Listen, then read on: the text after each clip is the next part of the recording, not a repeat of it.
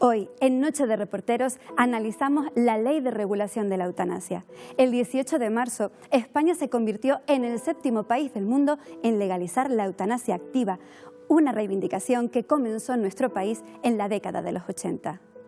En el reportaje de esta noche hablamos con personas afectadas por enfermedades incurables que nos cuentan su historia personal y su opinión sobre esta ley. También escucharemos a familiares de personas que durante años solicitaron la eutanasia y fallecieron antes de que se legalizara. Son historias intensas, cargadas de gran emotividad y que nos van a dar mucho en qué pensar. Además, les contaremos cómo será el procedimiento para solicitar la eutanasia en España y analizaremos el contenido de la ley de la mano de destacados expertos que nos aportan sus impresiones tanto a favor como en contra. La ley entrará en vigor el próximo 25 de junio. Les dejo ya con el reportaje La despedida serena. Eso al final es lo que deseamos todos, tanto los que defienden la eutanasia como los que no. Despedirnos de este mundo con serenidad.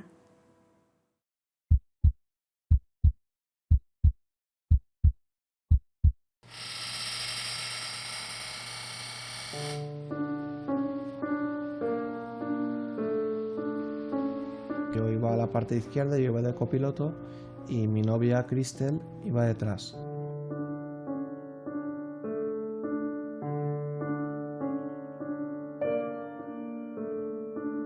El conductor se despistó un poco, con tan mala suerte que se salió de la carretera. Nos dimos contra una piedra en la parte lateral izquierda del coche. Ella falleció en el accidente, yo quedé tetrapléjico.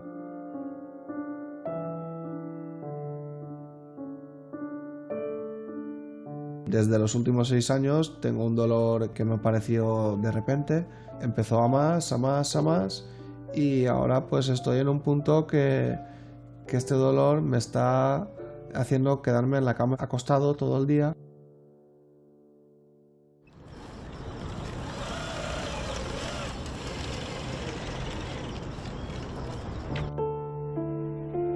Una noche recuerdo que me levanto al baño y siento unos cosquilleos debajo de los pies, un poco raro.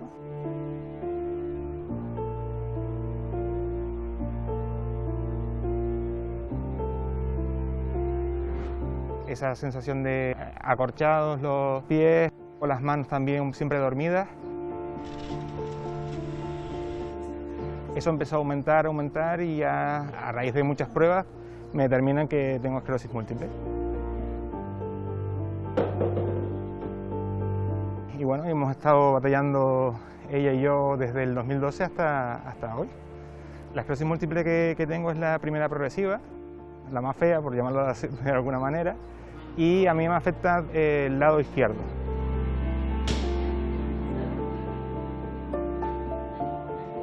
No me permite caminar, tengo mucha espasticidad en la pierna y sobre todo también en el brazo, y también esto conlleva un montón de cosas como en la incontinencia urinaria, la fatiga, la falta de fuerza, lleva un montón de cosas consigo que son un poquito complicado llevarlas día a día, pero bueno, estamos en ello. El día a día, pues mi familia me facilita mucho, tanto mi mujer como mis hijas, también mis amigos que están ahí siempre para lo que necesito. No me puedo quejar, soy un afortunado en ese sentido, de verdad.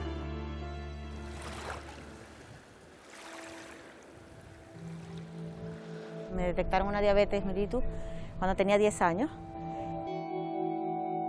Como es una enfermedad degenerativa que va tocando cada uno de los órganos según controles que tú lleves, yo tuve una muy mala conducta en cuanto a esta enfermedad y bueno, ha tenido sus consecuencias. Cuando tenía 16 años tuve una infección, una miositis a nivel de la pierna derecha que me postró durante casi 9 años. Una situación bastante dura que no entendía y me hizo perder incluso la ilusión de vivir, ¿no? Porque querían quitarme la pierna, amputármela.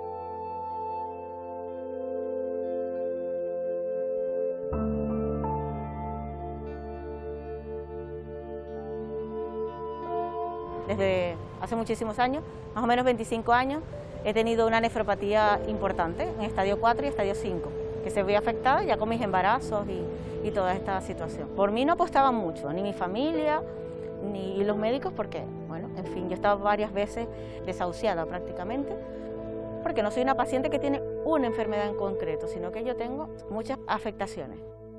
A día de hoy yo no le tengo miedo a la muerte ni a la enfermedad. Es verdad, tengo unos hijos estupendos que son pequeños y que quiero que el Señor me dé días y años de vida para verlos crecer. Este es mi proyecto. El día que no recuerde uno de vuestros nombres, ese primer día que no sepa cómo os llamáis, por favor no esperes a que pierda mi autonomía, a que me olvide de vosotros, a que no os reconozca como hijos o no os reconozca a Aita. Ese día me tienes que ayudar a morir. Y así lo hice, se lo prometí. Mi mamá era una mujer vital, alegre, llena de energía, no paraba, era un terremoto. Ella era como la protectora de todos, ¿no? Y pues eso, una mujer con muchas ganas de vivir, muy activa, le encantaba salir, ir de vacaciones, no paraba en casa. Mi mamá estuvo diagnosticada de Alzheimer casi 16 años, desde que se lo diagnosticaron hasta que falleció. Cuando le diagnosticaron la enfermedad, luchó muchísimo contra ella, incluso los neurólogos nos dijeron que era uno de los casos que más estaba tardando la enfermedad en quedarse con la persona, ¿no? En ganar la batalla.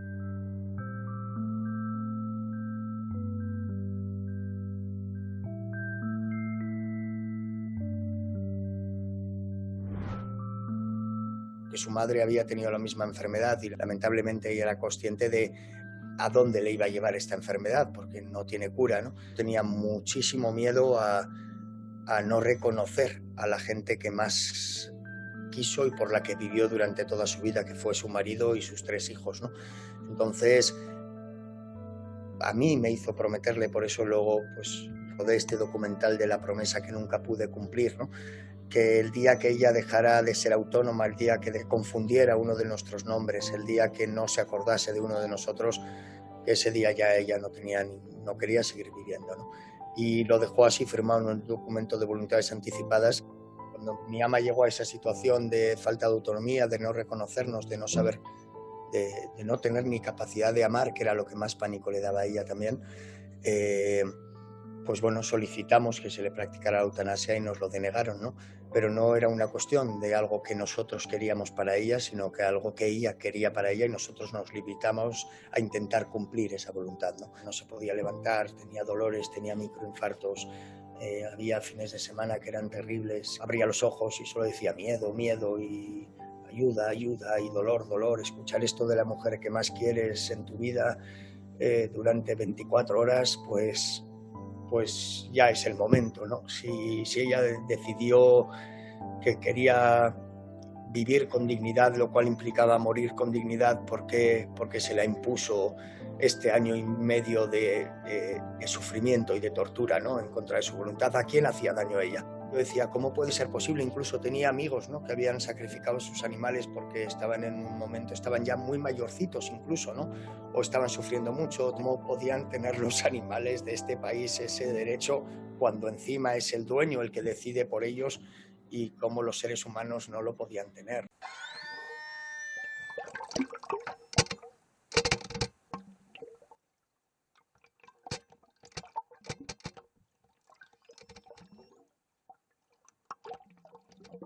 La eutanasia en animales se lleva aplicando desde siempre.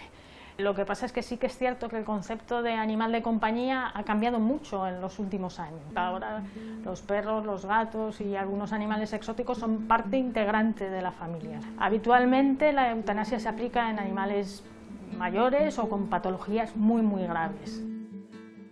Es una opción que el profesional veterinario debe poner encima de la mesa respecto al propietario, ¿no? Cuando se pierde la calidad de vida, cuando el animal está sufriendo, está pasándolo mal y cuando los cuidados paliativos se quedan solamente en eso y un animal no puede llevar una vida normal. El profesional lo que debe hacer es darle al propietario, que al final es quien tiene que tomar la decisión, todas las opciones y ponerlas todas encima de la mesa, incluida, si el profesional cree necesario, la eutanasia. Y ahí es el dueño quien decide, en última instancia. Tenemos muy claro el concepto de que no queremos que nuestros animales sufran. Es algo que es lo que te dice aquí el dueño del animal cuando se enfrenta a una situación de este tipo. Yo quiero mucho a mi animal, pero no quiero que mi animal lo pase mal o sufra. Las personas tenemos una capacidad que los animales no tienen de pensamiento, de desarrollo personal a través de nuestra propia inteligencia, ¿no? Y el animal es más básico. Es posible que una persona encamada o en silla de ruedas pueda llevar una vida plena si puede realizar una actividad intelectual plena, pero eso no lo tenemos en los animales, ¿no? Entonces, digamos que en ese sentido es más fácil de calibrar dónde está el punto a partir del cual puede uno tomar este tipo de decisión. Porque si un animal no puede llevar una vida de perro o una vida de gato, a lo mejor ya es el momento de tomar una decisión en este sentido. Si va a estar peor estando encamado o imposibilitado. Lo que se hace en estos casos, lo habitual, es utilizar un anestésico, se inyecta al animal para que se sede, se quede dormido, y una vez que ya el animal está dormido, pues se puede poner más cantidad de ese tipo de sedante o anestésico hasta producir una parada cardiorrespiratoria, pero el animal ahí ya hace mucho tiempo que no se entera de nada. Es un paso muy difícil también para el propio profesional que la aplica, ¿no? Y tomar una decisión de ese tipo y exponer al dueño una decisión de ese tipo no es fácil tampoco. Lo pasa mal y tenemos que aprender a sobrellevarlo, hacer nuestro papel desde la profesionalidad, pero siempre a que haya un acompañamiento para que esa persona que ya está tomando una decisión muy difícil para él se sienta apoyado y sepa que lo que está haciendo lo está haciendo por su animal.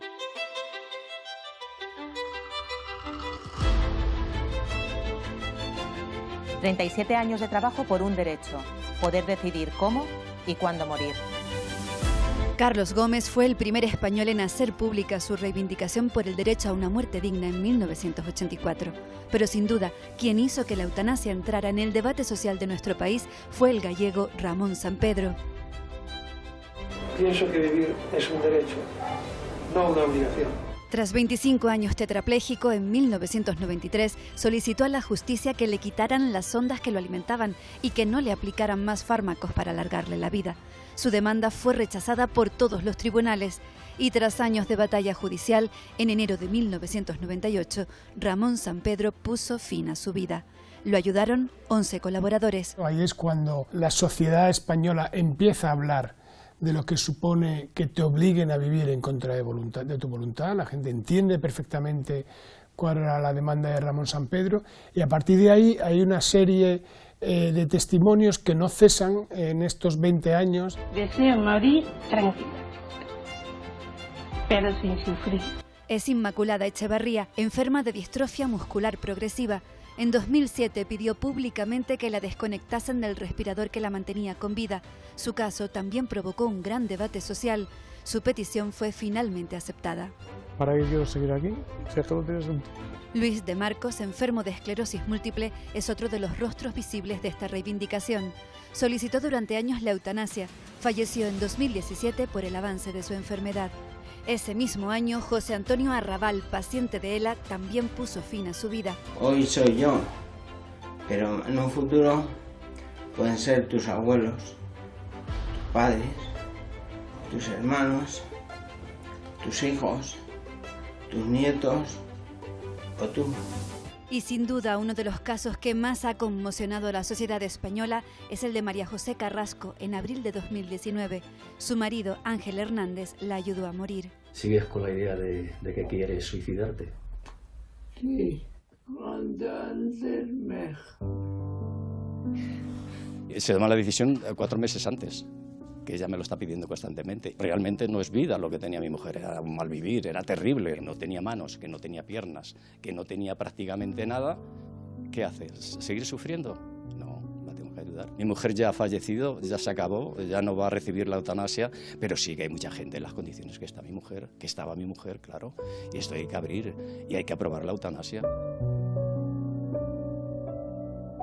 Hicimos una pequeña plataforma que se llamaba Sosa Machu, que significa salvar a mi madre, y bueno, empezamos a hacer nuestro caso público, a desnudarnos emocionalmente con ella en vida, que fue un momento durísimo, y a solicitar que por favor se respetase su voluntad. Recaudamos más de 300.000 firmas, fuimos al Congreso de los Diputados a presentar ya una solicitud formal para la regulación y la despenalización de la ley de la eutanasia. Empezamos a reunirnos con partidos políticos para ver quiénes estaban de acuerdo con la despenalización de esta ley. Luego pasó el caso de Ángel, junto a él y al doctor Marcos ya empezamos una lucha conjunta y nos unimos las 4 familias y la segunda vez fuimos con más de 1.300.000 firmas al Congreso de los Diputados y al final esto era una demanda social que ya estaba. Las estadísticas del 2017 decían que un 81% de la población estaba a favor de la despenalización de la eutanasia. Tuvieron que pasar 20 años de la muerte de Ramón Sampedro para que una proposición de ley sobre la eutanasia se tomara en consideración en el Congreso de los Diputados. Presentamos esta ley sobre regulación de la eutanasia desde el respeto a la dignidad. En junio de 2018, una mayoría amplia de diputados dieron su apoyo a la regulación de la muerte asistida en España. Pero la inestabilidad política y los diferentes procesos electorales de los últimos años frenaron el desarrollo de la norma. Hasta febrero de 2020, fecha en la que el Congreso aprobó tramitar la Ley de Derecho a la Muerte Digna. Poco después, la COVID-19 irrumpió en nuestras vidas. A pesar de la pandemia, el proceso continuó. Se añadieron enmiendas, se rechazaron otras y la ley se aprobó en el Senado. El 18 de marzo de 2021 llegó la votación definitiva en el Congreso. Hoy es un día importante. Y es un día importante porque avanzamos en el reconocimiento de los derechos. Es un día importante para toda la ciudadanía, porque avanzamos hacia una sociedad más humana y más justa. Quiero recordarles, señorías, que la presente proposición de ley pretende dar una respuesta jurídica, sistemática, equilibrada y garantista y además atiende una demanda importante de la sociedad española. Comienza la votación.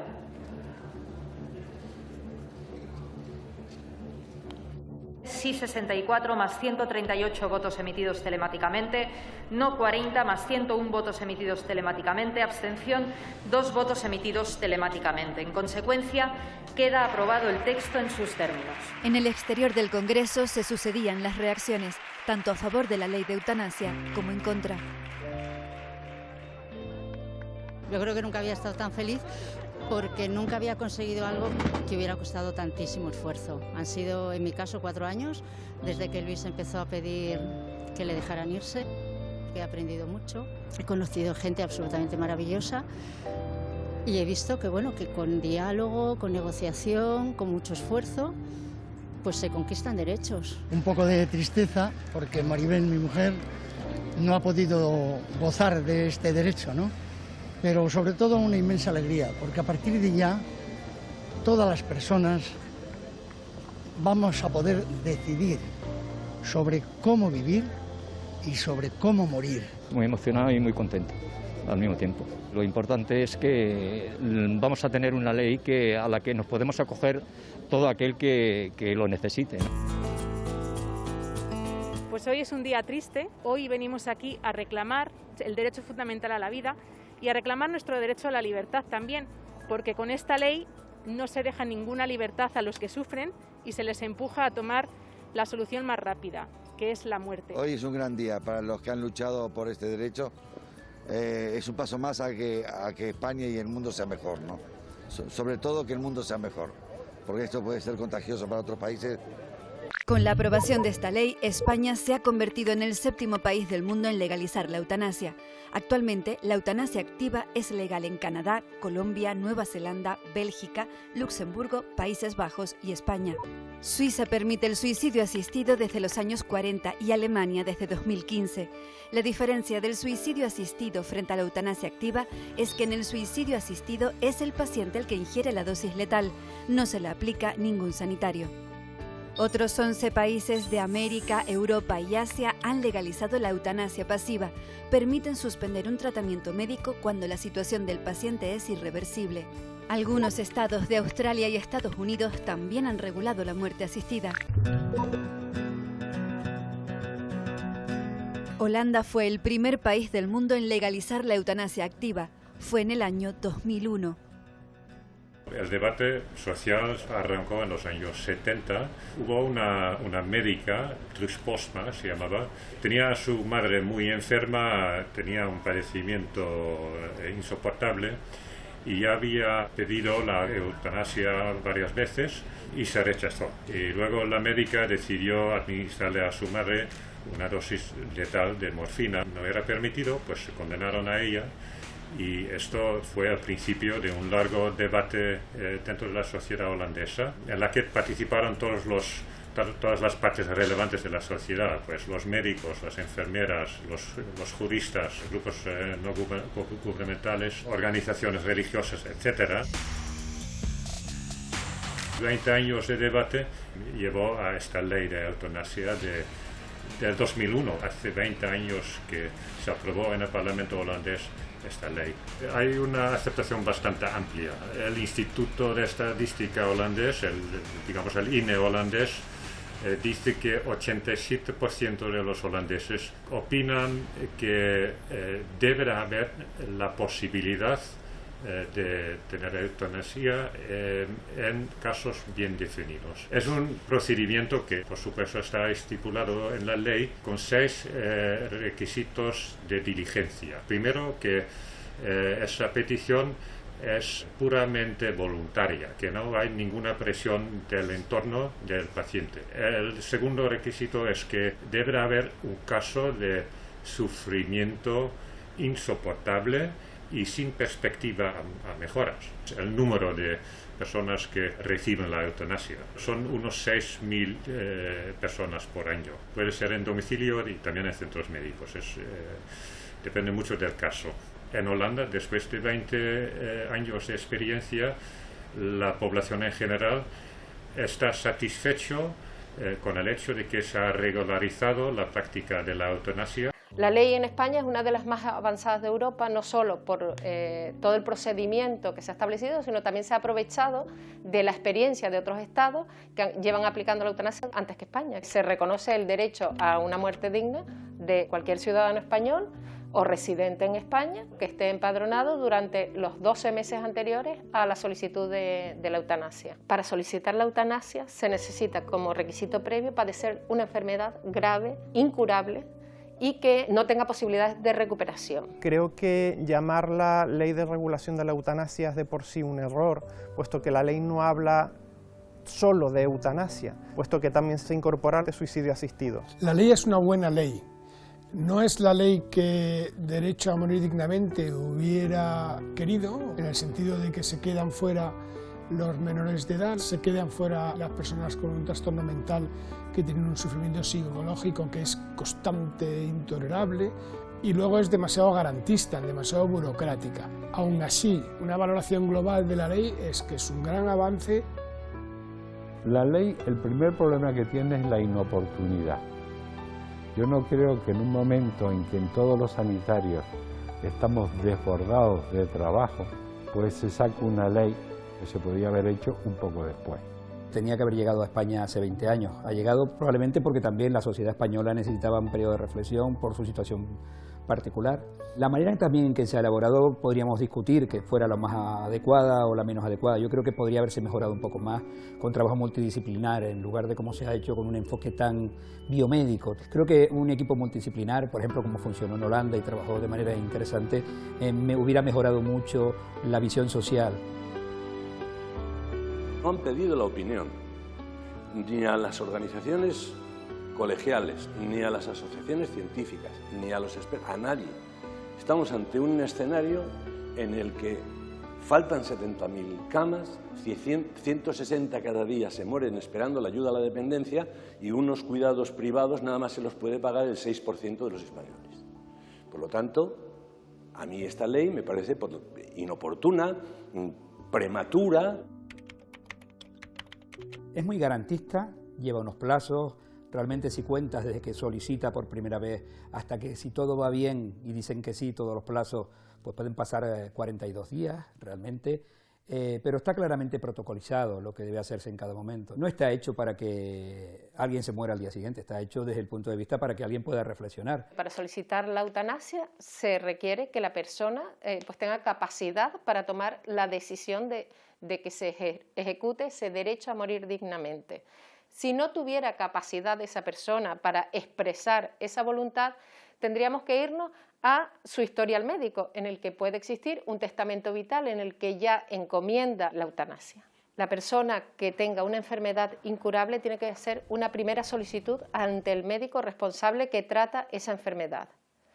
El médico tiene que informarle que hay otro tipo de cuidados, no solo la muerte, sino que hay cuidados paliativos que pueden hacer el proceso de su enfermedad mucho más llevadero. Se tienen que poner sobre la mesa todas las opciones terapéuticas y de cuidado al alcance del paciente que lo solicita.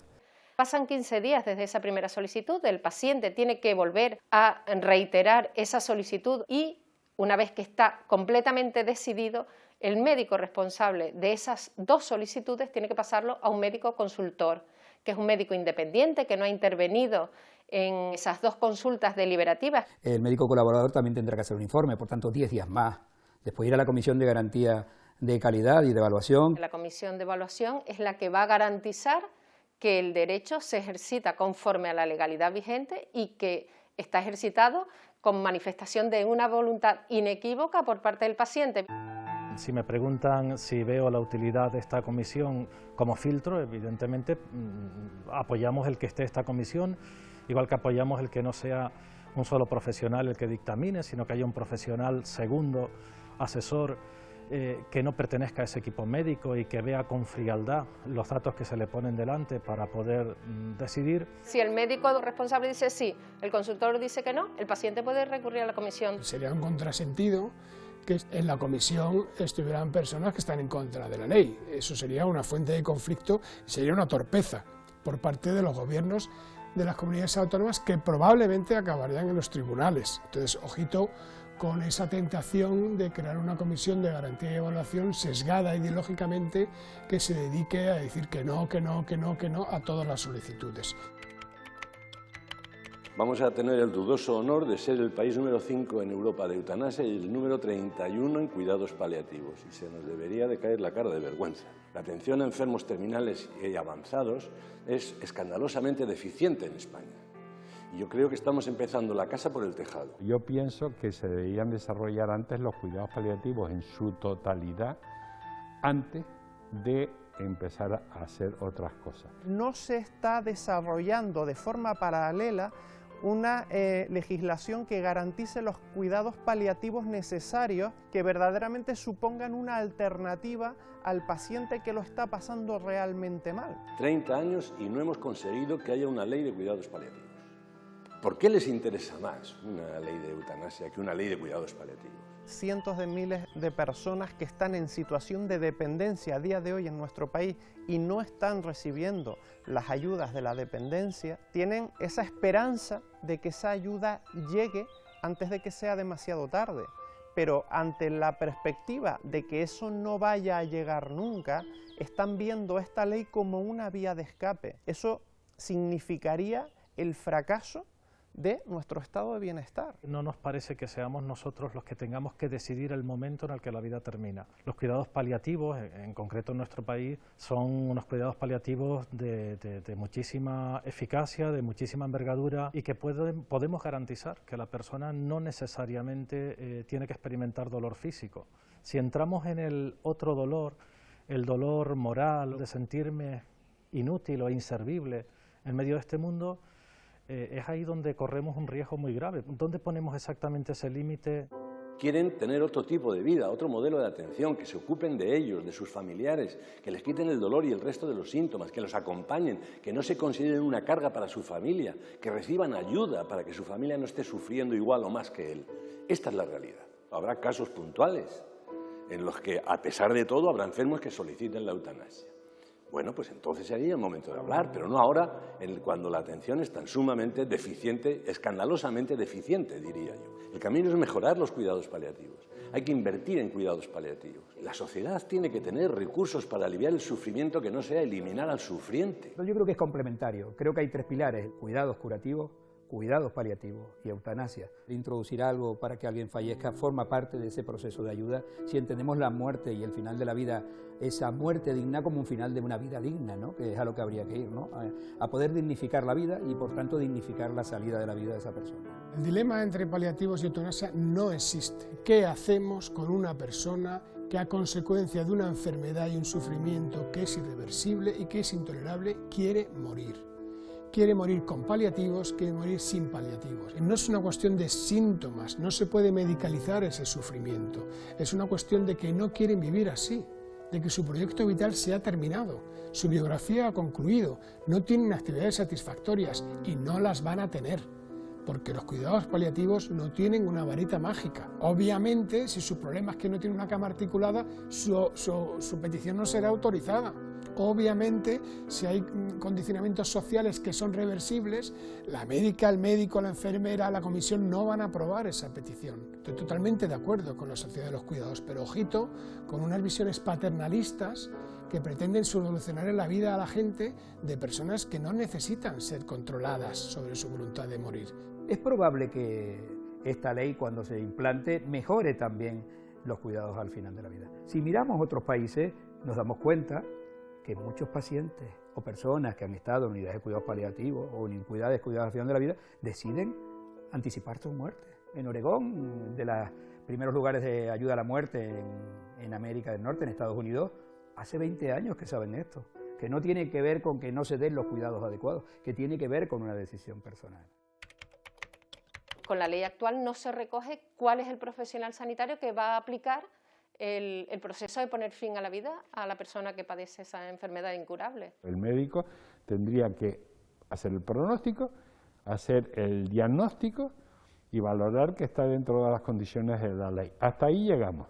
A partir de ahí hay un vacío que la ley no explica quién tendría que administrar ese tratamiento. Con el resto de los tratamientos, siempre el médico es el que receta y ordena el tratamiento y el enfermero el que lo aplica. Básicamente las que participarán en este proceso serán pues médicos y enfermeras. Quien más sabe de cuidados y de cuidados al final de la vida en nuestro país y probablemente en el mundo son las enfermeras. La mayor parte de las enfermeras que entienden como esto como una situación de un paciente que demanda algo que es bueno para ellos participarán en este proceso, supongo que sin ningún problema, ¿no? Lo que sí es cierto es que deberíamos haberlos probablemente incorporado en todo el debate y la discusión, incluso haberlos incorporado en el texto, porque no están incorporados en el texto. En estos 3 meses antes de la entrada en vigor de la ley, deben establecer el procedimiento, quiénes son las personas responsables y quiénes lo podrán aplicar. La ley también recoge, como no podía ser de otra manera, ese derecho a la objeción de conciencia por parte del personal sanitario directamente implicado en el proceso. La ley dice que se creará una lista de objetores de conciencia y que estará en las comunidades autónomas. La Constitución me protege a mí y me dice que yo no tengo por qué decir a nadie, ni siquiera al Estado, mis creencias, mi moral, mi religión, ni nada. Aunque usted proteja esos datos, yo no tengo por qué decirlo. Con lo cual, o desarrollan eso y lo desarrollan muy bien, porque si no, automáticamente se va a ir al juzgado. Yo creo que lo que hay que saber es las personas que quieren participar en este proceso. Y supongo que el presidente de nuestro colegio de enfermería ya estará trabajando en hacer saber qué enfermeras de las que hay en Canarias van a participar en este proceso. Yo no creo que haya que hacer un registro de objetores de conciencia. A lo mejor era más fácil hacer un listado de los que están de acuerdo en aplicar la eutanasia, porque van a ser muchísimos menos. No es pertinente un registro, porque el mismo médico puede objetar ante determinado enfermo o ante determinada situación y no ante otras. Y lo que debe de hacer es ese médico que no está dispuesto a acometer esa acción, decírselo a su superior en el hospital, el jefe del departamento, que es quien tiene que tener conciencia de quiénes de su servicio están dispuestos a hacerlo y quiénes no, como pasó con el aborto. O bien lo pides que se aplique en centros médicos, públicos, privados o concertados, o bien pides que se aplique en el domicilio. Lo ideal es que sea un acto tan íntimo como pueda ser una sedación paliativa, que no es muy diferente de una sedación paliativa. La diferencia es que tú decides cuándo. Sencillamente es un producto que te adormece y falleces automáticamente, como funcionan en casi todos los países, ¿no? Yo creo que eso nos debe preocupar mucho, ¿no? Porque es algo que además contribuye a que la persona haya obtenido el fin para que hizo todo el proceso, lo alivia de ese sufrimiento que él vive de una manera importante y que es imposible que los demás podamos entender. Tú confías en tu médica de cabecera, tu enfermera de cabecera, te van acompañando durante todo el proceso de acuerdo a las pautas, ese mes, mes y medio que establece la ley, y al final tú te despides como a ti te apetezca, con tus hijas, con tus amigas, con quien a ti te dé la gana, que sea una muerte íntima, una muerte de calidad. Es un avance social importante, no estamos obligando a que nadie la ejerza. La gente puede cambiar de opinión al principio, las personas pueden cambiar de opinión el día que van a tener que tomar el líquido, y todo se le va a prestar los cuidados, diríamos, exquisitos que prestamos a las personas que viven un final de vida o que viven enfermedades degenerativas o que viven cánceres en situación terminal. Cumples todos los pasos, ¿no? Médico 1, médico 2, comisión, ok, ya tienes la autorización y tú decides cuándo. Puede ser la semana que viene, puede ser el mes que viene, o puedes no poner una fecha. El único problema es que si lo aplazas mucho tiempo, a lo mejor tu médico o médica de referencia ya no está. Entrará en vigor a los 3 meses, es decir, el 25 de junio de este año. De aquí a junio, en medio de la pandemia, la ley sin desarrollar, va a ser muy difícil ponerla en marcha. Se pide toda una serie de protocolos, creación de comités, formación de personal sanitario, creación de modelos de consentimiento, hay toda serie de un proceso, digamos, burocrático que va de la mano de la aprobación de la ley, que no se ha llevado a cabo hasta ahora. La ley establece ese plazo de 3 meses para nombrar una comisión, con un mínimo de 7 personas. Se lo encarga a los gobiernos de las comunidades autónomas, que tienen las transferencias, tienen los presupuestos y tienen el personal. ¿Es mucho trabajo? Bueno, es mucho dinero el que manejan las comunidades autónomas. Tendremos que tener a través del Consejo Interterritorial un libro de buenas prácticas con todos los protocolos, con todo lo que se va a hacer. Por tanto, dentro de 3 meses estará eso establecido. El Consejo Interterritorial en la reunión del miércoles pasado nos invitó a que cada comunidad autónoma determináramos un experto para la comisión técnica que tiene que aterrizar esa ley en el Sistema Nacional de Salud, y nosotros también internamente pues estamos viendo cuáles serían las cuestiones que tendríamos que cambiar dentro de los procesos asistenciales que podrían verse afectados por la ley de eutanasia para que estén lo antes posible preparados. Nosotros estamos ahora mismo viendo quiénes pueden ser miembros de esa comisión de garantías. También estamos esperando un poco a que se reúna el Comité Técnico Nacional, que nos dé también algunas directrices sobre qué hacerlo. El marco regulatorio da 3 meses y en esos 3 meses los sistemas de salud nos tendremos que adaptar, y también será, entiendo, que una cuestión progresiva. Algo importante es que a partir del 25 de junio la eutanasia queda despenalizada, es decir, no se podrá condenar a nadie que ayude a morir a otra persona con el cumplimiento de todos los requisitos que se establecen en esta ley. La muerte por eutanasia tendrá la consideración de muerte natural y será muy importante a efectos de pólizas de seguros de vida. Ya se aprobó la ley, pues una vez que está aprobada vamos a intentar que sea lo mejor posible para todos. Porque la ley además reduce muchísimo el espacio de aplicación de esta eutanasia, al menos en este comienzo. ¿Qué sucede? Que como en cualquier materia que vamos legislando, abrimos una vía que luego no sabremos colocarle el límite y poder frenar cuando ya esto vaya adquiriendo una cierta normalidad. Es una conquista cultural muy simbólica, ¿no? Y es la primera vez que se reconoce tu libertad para decir basta, aquí me quedo. Esto, muchas de las personas que se alegran de que eso exista, nunca lo van a pedir, pero saben que está ahí. Eso les da tranquilidad. Es una ley que hacía falta hace mucho tiempo y que hubiera evitado muchísimo sufrimiento en miles de personas. Por lo menos en el caso de mi familia, en el caso de mi amacho, de mi madre, pues llega tarde, ¿no? Ha sido una lucha tremendamente dura y para mí ha sido el peor momento de mi vida. Yo no era el que pedía la muerte de mi ama. Mi ama pidió su muerte en un momento concreto, y yo lo único que hice fue luchar porque se respetasen las voluntades de la mujer que más quise, ¿no? Mi amacho tuvo acceso a cuidados paliativos en el hospital en el que estuvo atendida, y menos mal, pero a mi madre ningún paliativo le devolvió la capacidad de amar, ni la autonomía, ni los recuerdos, ni la capacidad de recordar a la gente que más quería. Entonces, paliativos sí, eutanasia también, cada uno podrá decidir. Yo me dedico al cine y por lo tanto decidí hacer un documental que se llama La Promesa, en el que simplemente me limitaba a exponer un día con mi ama, ¿no? Desde que la ayudábamos a levantarse hasta que la ayudábamos a acostarse en la cama. Ha tenido más de 35 selecciones, lleva 14, 15 primeros premios a mejor documental extranjero en todo el mundo. Y esto al final es porque, como mi ama, hay miles y millones de madres, ¿no?, en todo el mundo. Esto no entiende de políticas, de ideologías, de religiones, de razas, de clases sociales. Esto es una cuestión de libertad. Hasta ahora, la gente que se marchaba lo tenía que hacer en la clandestinidad, y incluso y sobre todo sola. Qué duro tomar esta decisión de querer marchar, despedirte y tener que hacerlo solo, ¿no? Porque si no, a la persona que te acompañaba en ese momento se le podría juzgar, ¿no? Esto va a dar sobre todo serenidad a la gente que le diagnostiquen estas enfermedades que de momento no tienen cura. El hecho de que exista la eutanasia no obliga a nadie a solicitarla.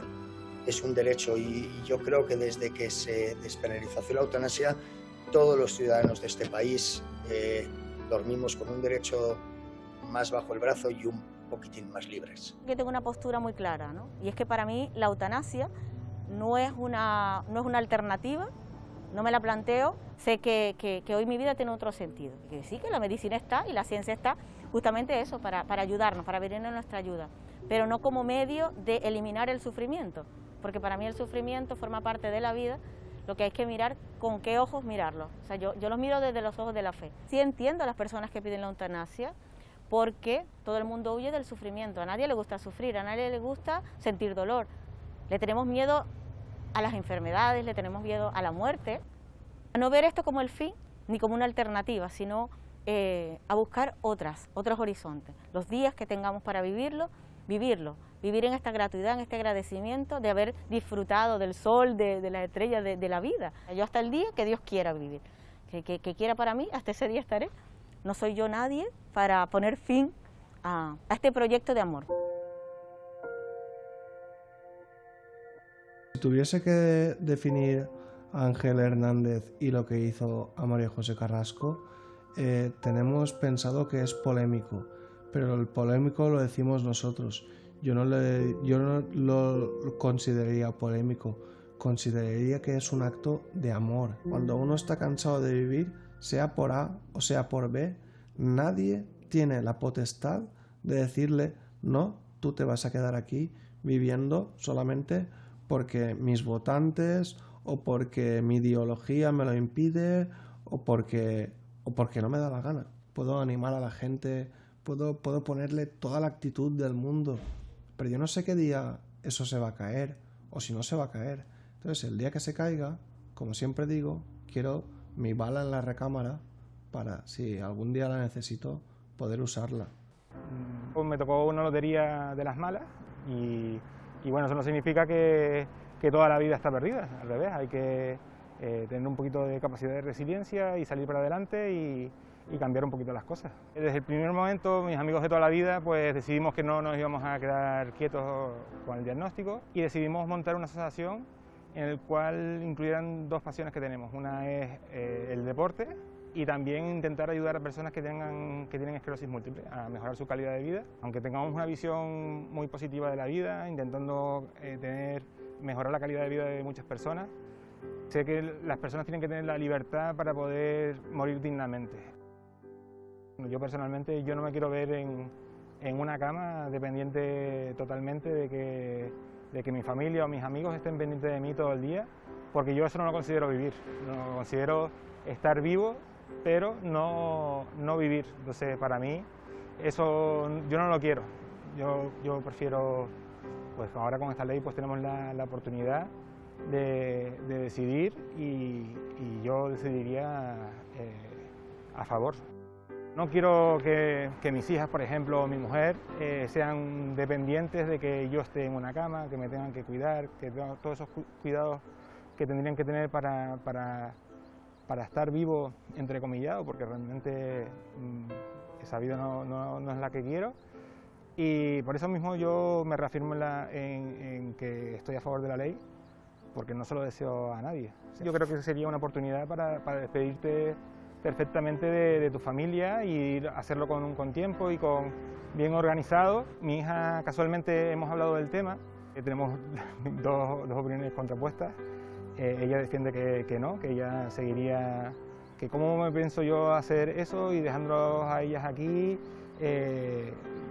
Y yo le explicaba un poquito el tema y ella no entra en razón. También es verdad que tiene 12 años y todavía no lo puede entender muy bien, y por muchos cuidados que tengas, tu situación va a ser la misma. El enfermo es el que tiene que decidir, tiene la libertad para decir, oye, quiero morir dignamente, no quiero pasar por esta situación. Lo tengo muy claro, la vida no se contempla solo estar tú bien físicamente, la vida es más de querer hacer cosas con tu familia, de salir, de ver, y cuando ya te limitan todo eso, desde mi punto de vista no quiero seguir viviendo. La esperanza y los procesos clínicos están ahí y nunca la vamos a perder, entonces es importante ser positivo y esperar que a lo mejor sale cualquier día sale un medicamento que puede revertir la situación, entonces a ver si llega pronto.